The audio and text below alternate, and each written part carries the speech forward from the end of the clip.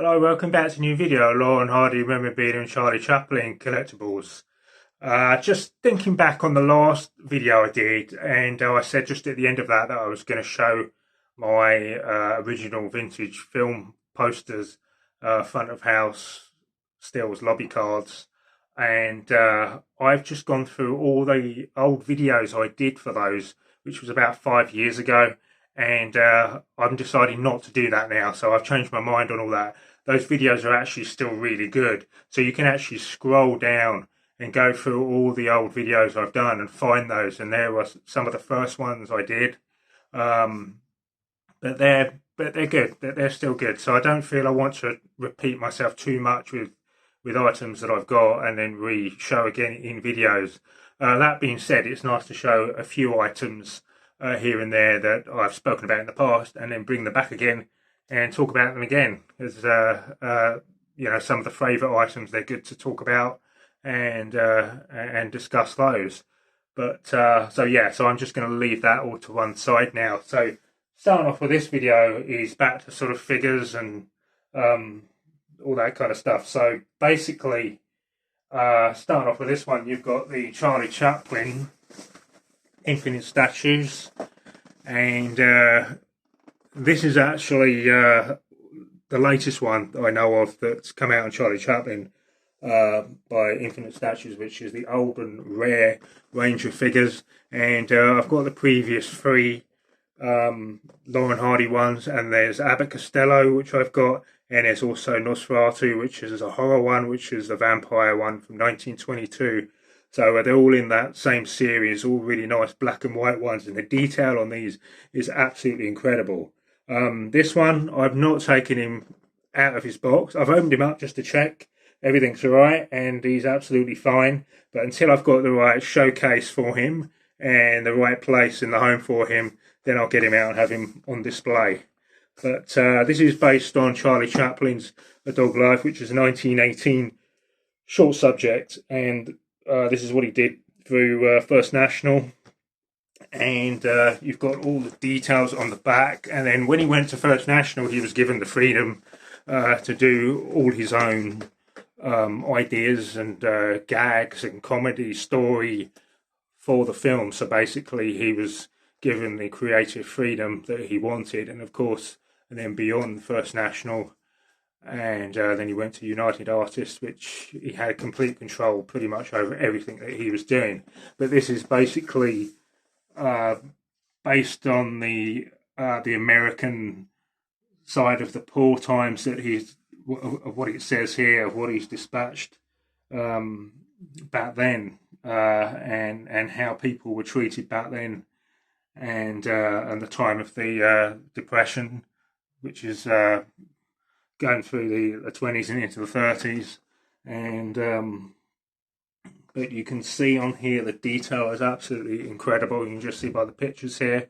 There's even like a puddle effect patch on here next to the drain cover, and a newspaper on the base that he's standing on with the dog, which is like his sidekick in this film.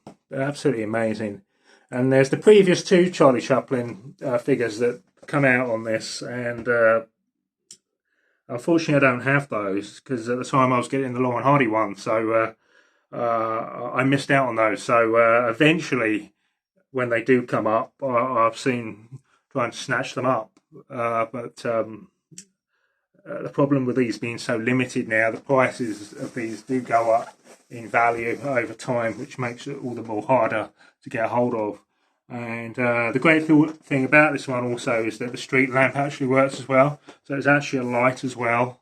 So really, really lovely, amazing piece, and the detail is top for Charlie Chaplin figures. And I prefer Chaplin more in black and white in figure form than I do in colour, because that is more who he was in as a silent film star. So on from that, I have these. I have probably mentioned these in previous videos, or I've had them on display in my older showcase, which I had in the other house, which I was called the Laurel and Hardy room, or my Laurel and Hardy museum room.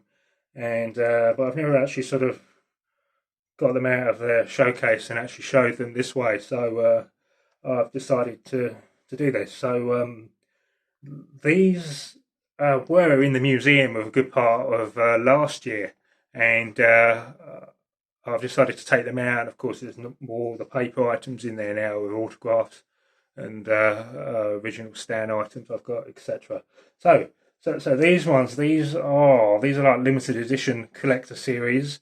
I actually do remember these in a shop back in the 90s in Brighton somewhere, and they were selling them in a film shop, and I remember them, and I didn't pay much attention to them until a lot later. And then, of course, as time went on, I was able to get these. So these are the suit form ones, and they're all numbered. So this is 703 of 8,351, and then we got 566 of the Stan one. But the detail is amazing. It's great to have them more in their original boxes. I have seen these more broken up and or sold separately or without the boxes, but of course they're all the more collectible with the boxes, and hopefully with all the original items inside, like the umbrella or suitcase. Or there's a pie in there as well, obviously from a famous Battle of the Century, famous pie fight. And then if I just turn these around, and they all open up at the back, so they give a whole load of information about their lives and career on the back of these. And they just open up just like that, with a few quotes from the Laurel and Hardy films, with pictures from various Laurel and Hardy films with a film reel effect. But they're really, really nice items. So it says 70th anniversary on here, so obviously that's then. So these are actually that much older now. So again, you forget as time goes on, everything that you have again still gets older. And then you have this set. This is the other set in their sort of work gear or boiler suits, which I absolutely love these. Again, they've got their like ladder in there and paintbrush. Then they have their stands in there as well, which they stand on, and like copies of their autographs in there. But again, the detail is pretty good on these. And again, these are all limited numbered, so this is 1,526 of 8,351, and the same with Ollie, you got 1,840. No, hang on, that's 1,840 on that one, out of the 8,351. But yeah, they're all pretty good condition still, so these are really, really great to have in a showcase, and it's always good to have them in their original boxes. It makes them all the more sort of collectible if they're still intact or never taken out and sort of mucked about with. So there it is for this video. I'll just show this again. This is absolutely amazing.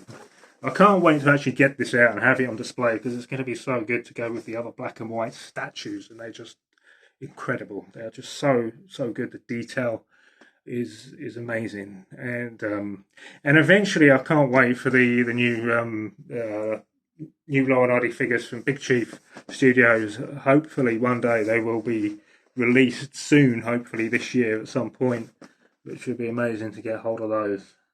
So that's it for this video. I'm not sure what the plans are for next video yet, so I plan to go to the Laurel and Hardy Museum tomorrow. I'm going to go around and look at my stuff and probably say hello to Mark, that runs the museum, and catch up with him, and eventually catch up with Matt that's at the museum. And I want to put new things together and talk about new things, and hopefully try and do that more in the museum, I think, and try and make it a bit more interesting that way. So thanks for watching this one, and happy collecting, everyone.